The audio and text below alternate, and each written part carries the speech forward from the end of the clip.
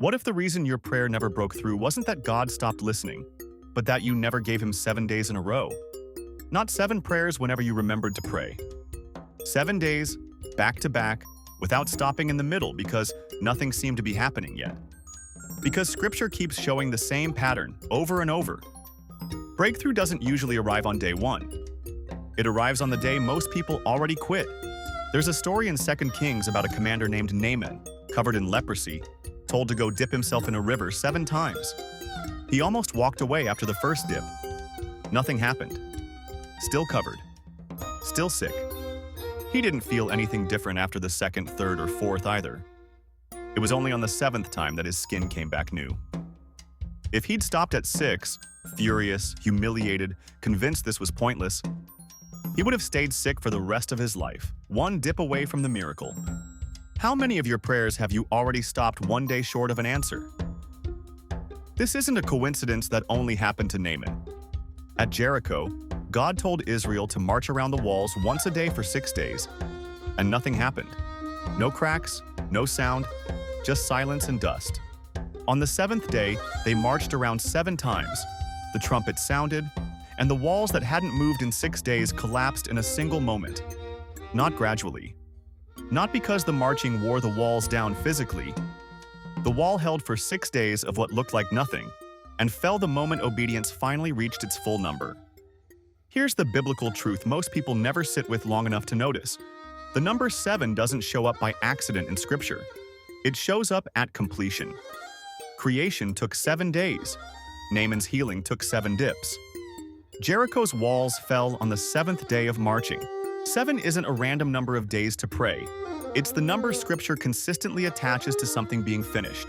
So when I say 7 days, I'm not picking a number that sounded catchy. I'm asking you to actually finish something, the way Scripture defines finishing.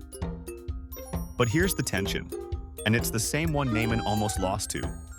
Day 1 feels powerful. Day 2 still feels like momentum.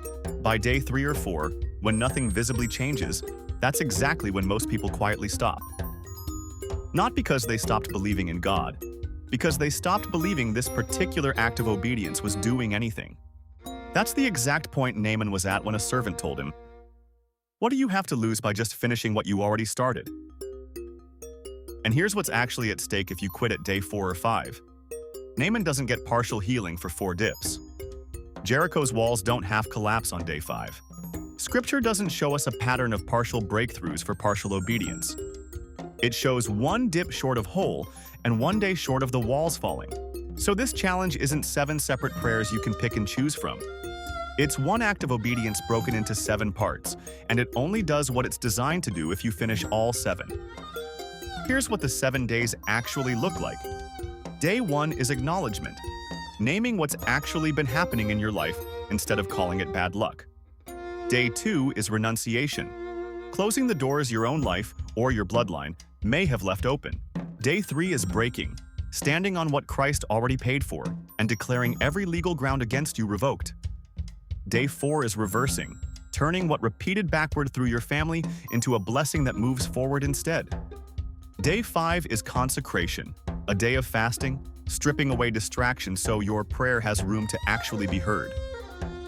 Day 6 is authority, declaring what Scripture already gave you the right to declare over your own life.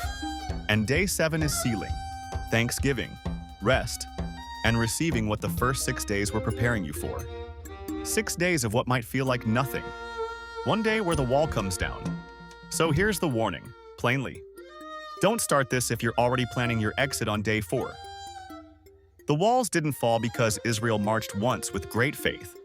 They fell because they marched 7 times when it looked pointless every single day until it wasn't. If you quit at day 5 because nothing felt different yet, you won't just feel like you failed. You'll actually be 1 day away from something you'll never get to see. If you're doing this with me, comment which day you're starting today. Even if it's day 1, right now, this minute. Save this video, subscribe, and come back to it every day this week if you need to remember why you started. And send it to the one person you know needs to finish something. They've been stopping right before the breakthrough. 7 days. 1 act of obedience. Let's finish it together.